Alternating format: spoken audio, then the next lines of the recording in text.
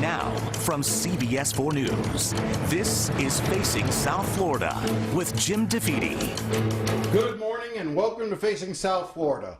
The race in the 27th Congressional District is a rematch between Democrat Donna Shalala and her Republican rival Maria Elvira Salazar. Shalala won the race in 2018, but Salazar is back, accusing Shalala, without proof, of using her position in Congress to profit off the coronavirus, as well as coddling socialism. Salazar was a longtime journalist and talk show host on Spanish-language television.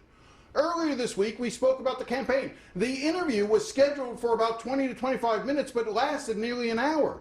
We are posting the whole interview online at cbsmiami.com. Now, I began our conversation with asking her what she thought the most important issue in this campaign was. The most important issue is the fact that we have a congresswoman who has enriched herself from her position in Congress. And I think that is extremely disturbing. And I mean, Donna Shalala, let me backtrack. There is a law that says that if you are a member of Congress, you need to report every transaction that you do in the stock market within 45 days. And Ms. Shalala did not do that for a year. And she was caught. And I think that is corruption at its best. That's corruption. And we cannot have corrupt politicians serving district number 27. So I would say that corruption is the most important issue facing us at this hour because of who she is representing district number 27. Okay, so let's delve into that a little bit. Let's talk about that, because I saw that was one of your, I think it may have even been your very first commercial, was you hit this point, as you said, as you just repeated. In your commercial, you say she broke the law to enrich herself off coronavirus. So how did she enrich herself? She enriched herself because, as I told you, there is a law in Congress that says that since you have privileged information, because you're sitting in Congress, you have info that neither you nor I have or any other regular citizen. So when you sit in Congress, you see things that give you information so you can go to the stock market and you can buy and sell in a better fashion. And that's exactly what she did. The law says that you have to do it every 45 days. You need to report what you're buying and what you're selling. And she didn't do that. What happened is that she enriched herself in $2 million. And in 365 days, she did not report those transactions to the ethics committee. But you said specifically, but I just want to be clear, because you said specifically she enriched herself off the coronavirus.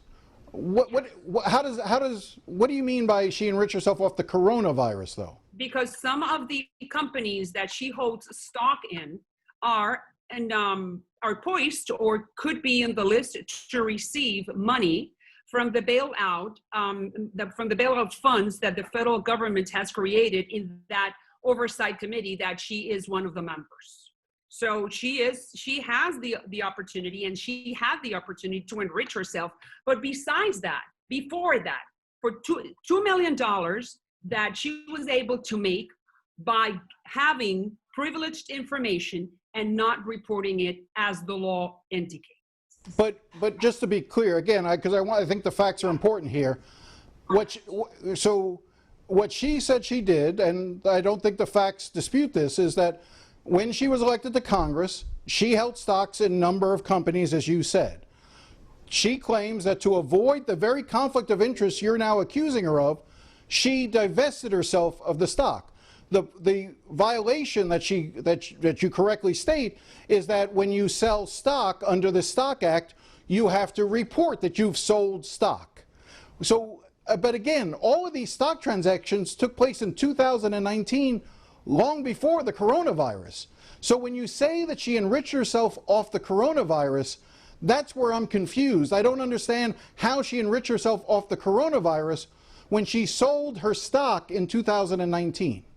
Because some of the stocks that she did not sell and she still has in her portfolio, and going back to what you were saying, I'll get back to that point now, she started selling, according to what her attorney said, she started selling stock because she was going to create a blind trust. Usually you create blind trust and then you start selling. She did it the other way around, according to what she was saying. Okay, so you think that Donna Shalala's corruption is the primary focus of this campaign? And I think that's one, and the other one is jobs and the economy.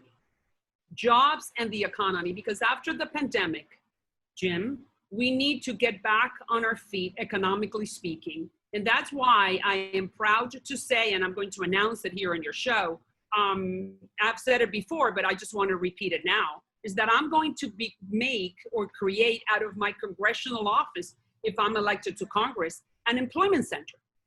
I'm going to open on the weekends.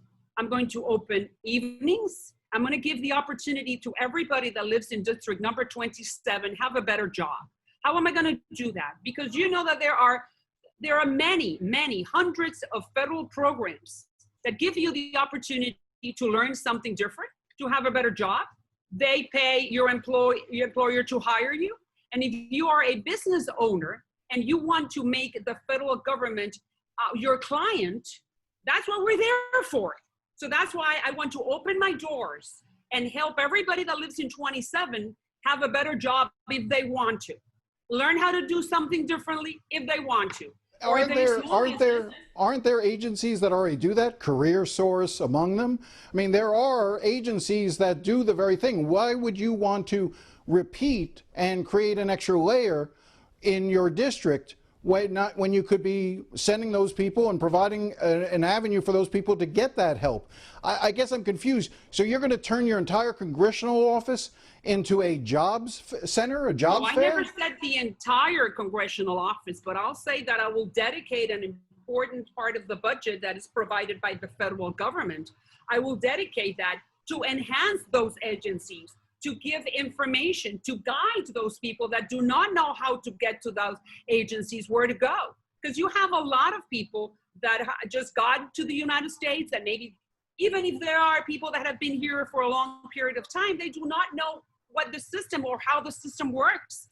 And I want to provide them with that opportunity. There are hundreds of programs, federal programs, that people they don't even know about. And if you are at the federal level, then I think that you should be providing that information, because that information is power.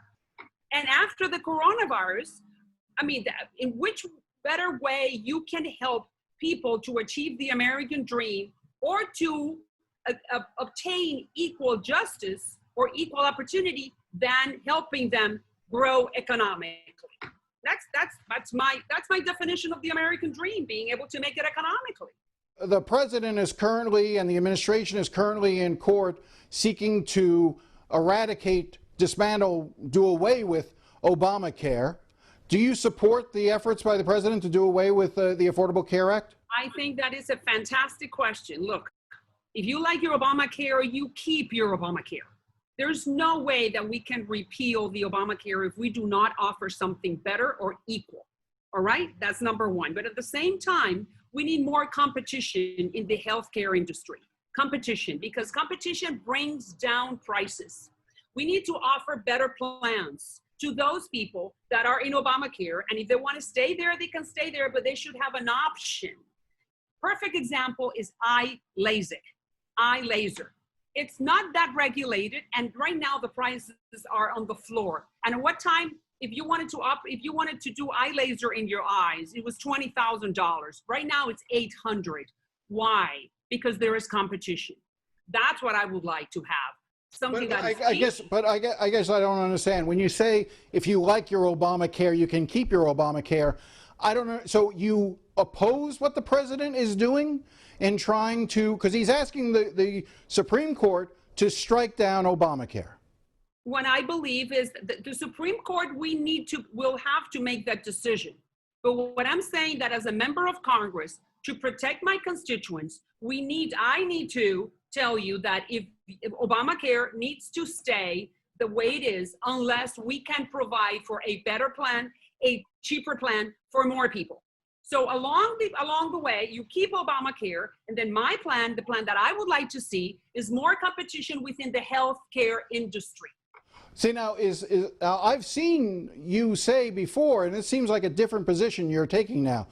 you had previously opposed Obamacare. You had talked about, I want to keep the pre-existing conditions. I want to keep the part where it says that people can stay on their family, on their parents' plan till they're 26.